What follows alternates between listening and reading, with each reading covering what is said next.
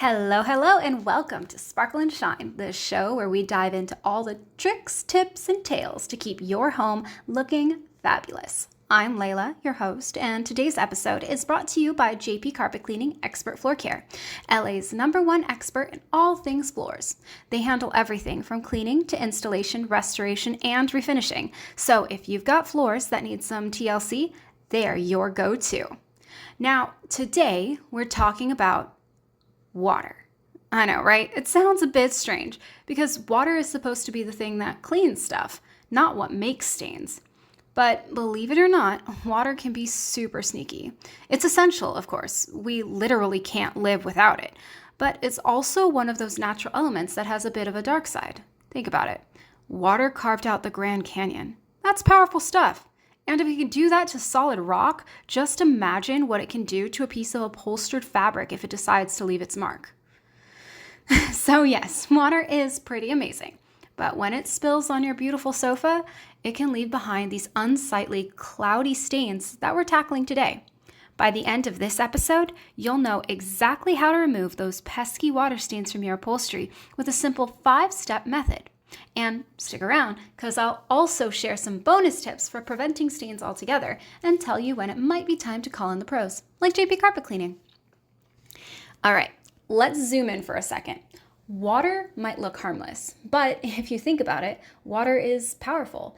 It's like that friend who's super quiet and sweet until one day they show up with like some serious skills and you're left thinking, wait, how did I not see that? Water's like that. When it's flowing in a river or a rainstorm, it looks soft and calm, but we know it can move mountains, literally. And while it doesn't exactly leave a Grand Canyon-sized crater on our upholstery, it does leave these irritating little marks that make us think, why you gotta be like this, water?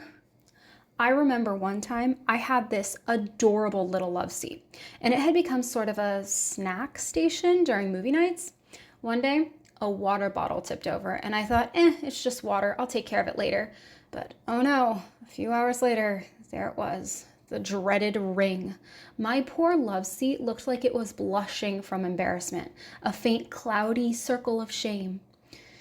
I tried everything I could think of, and of course, I just made it worse. Lesson learned, water stains are real, folks, and they do not just dry out like you'd hope. So let's get down to business. To defeat water stains, if you've got a stain on your couch or chair, the first thing you need to do is identify it. I know, sounds simple, right? But it's actually really important to confirm that it's caused by water. Water stains have a pretty specific look. They usually appear as light, cloudy spots on the fabric. Why? Because as water evaporates, it often leaves behind minerals, which create that faint, ghostly outline. We're talking calcium, magnesium, like the stuff that makes water hard. So if you're familiar with like the hard water stains in your shower or the calcium deposits on the floor in your bathroom, that's the same kind of situation here. It's like a calcium hard water stain that's really going on there. That's what creates that ghostly look and that cloudy stain. So anyways, once you've confirmed it's a water stain, you're ready to start treating it. But if it's something else, like say a coffee stain or a juice spill, then that's another story for another episode. Today though, we're all about those sneaky water stains. Ready? Let's dive into the steps. All right, so once you know what you're dealing with, it's time to gather your supplies. This is kind of like prepping for a little DIY spa day, except it's for your furniture. So here's what you'll need. You'll need a clean white cloth or a few paper towels, distilled water, white vinegar, rubbing alcohol, and a soft bristled brush. Now you can pause and rewind that so you can go collect all your things, or I can repeat it, right? I could just repeat it. Clean white cloth, paper towels, distilled water, white vinegar, rubbing alcohol, and a soft bristled brush. Soft bristles are really important. If you use a hard bristled brush, why is that so hard for me to say? A soft bristled brush is incredibly important. Hard bristles can actually damage the fabric of your couch if the bristles are too harsh. So make sure your brush is soft. Oh, and a tiny bit of patience wouldn't hurt too. Now, why distilled water, you ask? Well, regular tap water can actually make things worse.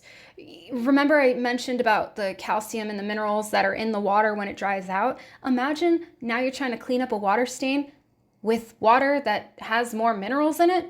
You're just going to cause more of a problem. So it does seem like a bit much, but distilled water has all of those minerals removed. So you're not adding any more of what caused the stain in the first place. I personally keep a little cleaning kit with these items in my home. I call it the Oops Kit. I have stuff for coffee spills, wine spills, all sorts of things because I am clumsy.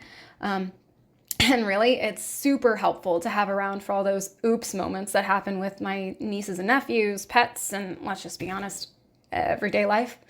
Like I said, I'm kind of clumsy. Let's get into the cleaning process. First, you'll want to dampen a cloth with the distilled water. Now, and this is important, don't go crazy with the rubbing, okay? We're just blotting here. Imagine your upholstery as a delicate flower. You wouldn't rub a flower, would you? Blotting helps lift the mineral deposits without spreading them deeper into the fabric. When you blot, you might start to see a little bit of color or residue coming off onto the cloth, which is a good sign. Keep at it until you start to see some improvement. When the stain starts to lift, grab a fresh, dry cloth and blot any excess moisture. So, if the blotting with distilled water doesn't do the trick, it's time to level up. This is where we introduce the heavy hitters, vinegar or rubbing alcohol. Both of these are great because they can break down minerals and other residues. Now, a little story. My dad swears by vinegar for everything. Seriously, he's like, well, maybe not a vinegar fairy, but he's like a vinegar wizard, if you will. He even has a bottle of it in his car, just in case. So, of course, he's the first person I call when I have a cleaning emergency. And wouldn't you know it, vinegar is perfect for mineral-based stains, too. Oh, he's like the dad in My Big Fat Greek Wedding who swears by Windex. My dad he swears by vinegar instead. So for this, just dampen a cloth with vinegar or rubbing alcohol and gently blot the stain. I would start with the vinegar first. Rubbing alcohol kind of makes me nervous. Remember, always test a small hidden area first to make sure you don't end up with a bigger problem on your hands. With a little patience, you'll start to see results. Now we're getting to the final step.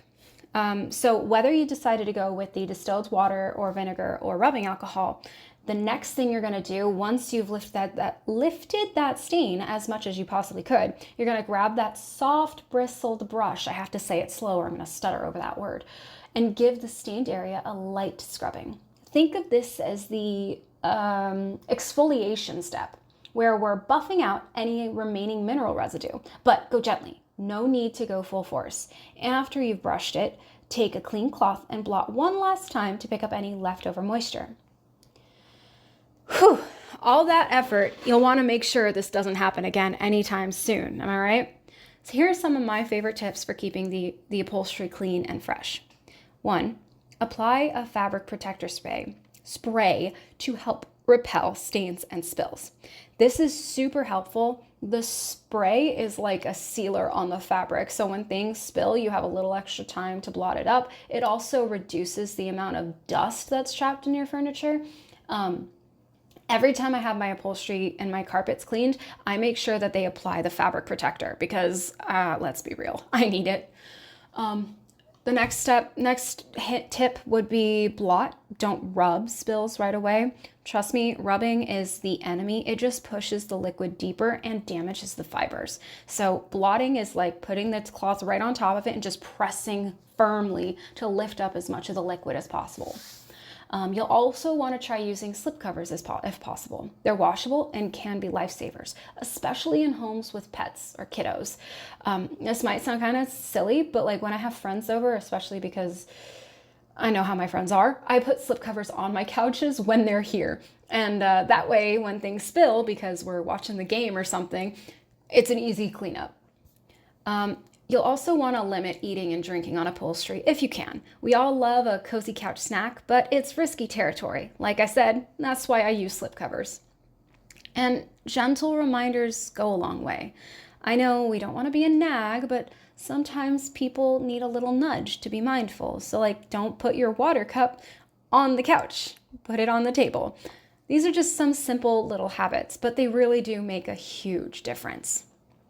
Now, if you've tried all these steps and the stain is still laughing in your face, it might be time to call in the professionals. JP Carpet Cleaning Expert Floor Care is perfect for this. They can handle all types of stains, and they've got the tools and knowledge to do a thorough deep clean without damaging delicate fabrics. Having a pro clean your upholstery can feel like a luxury, but it's actually a great investment, especially if you have high quality furniture. It keeps your upholstery looking fresh and can even extend its lifespan.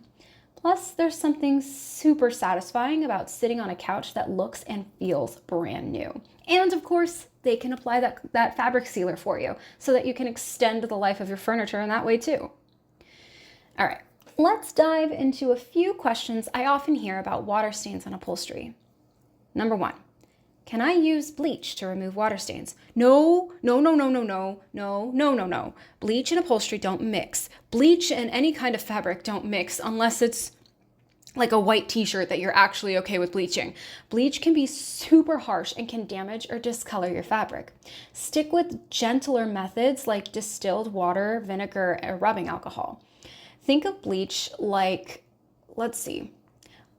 if you're familiar with like bleaching your hair, what it's doing is it's actually opening up the pores in your hair and pulling the color out. So if you imagine your hair is like the fabric of the carpet or upholstery, it's opening the fibers, it's cracking them open basically and yanking the color out. So yes, you'll pull out the stain, but you're also going to take the color from the actual fabric as well. There's no way to separate whether you take the stain or the fabric color. So generally speaking, stick with gentler methods first before you try any kind of bleach mixtures, especially when it comes to fabric. Will baking soda help? Yes, baking soda is great for absorbing moisture. Sprinkle a bit over the stain, let it sit for about 30 minutes or so, then brush it off or vacuum it. This works best on fresh stains, so try it right away. So like that little chair I was talking about before, the love seat that I really loved, that I ruined. I really could have just poured baking soda on the water instead of just ignoring it, and I probably would have been fine. So yeah, absolutely, baking soda is a good idea. Is there a natural cleaner I can use? Absolutely. We kind of covered it here, but a mix of distilled water and white vinegar. It's an effective natural solution that can help dissolve the mineral residues safely. What about old water stains? Can I still get those out? Yes, but like all things, yes, but old stains might need a few treatments or even professional cleaning. Try a combination of vinegar or rubbing alcohol with water first and see how it goes. And remember, patience is key. So try it today. Let it dry, see how it comes out tomorrow. If you want to try again tomorrow, go for it. A couple of treatments might get it out, but again, you might want to reach out to a professional. And, well, that brings us to the end of today's episode of Sparkle and Shine. Thanks so much for joining me on this stain-busting journey. Water stains might be tricky, but with a little know-how and some elbow grease, they're totally manageable. Remember, keep a gentle touch, have a little patience, and don't hesitate to call the experts when you need them. If you enjoyed today's episode, please subscribe, leave a review, and share it with anyone who could use a little sparkle in their home. A big thank you to our sponsor, JP Carpet Cleaning Expert Floor Care. Check them out if you're in the LA area and want to give your floors or upholstery some love. Thanks again for tuning in, and until next time, keep it clean and keep shining.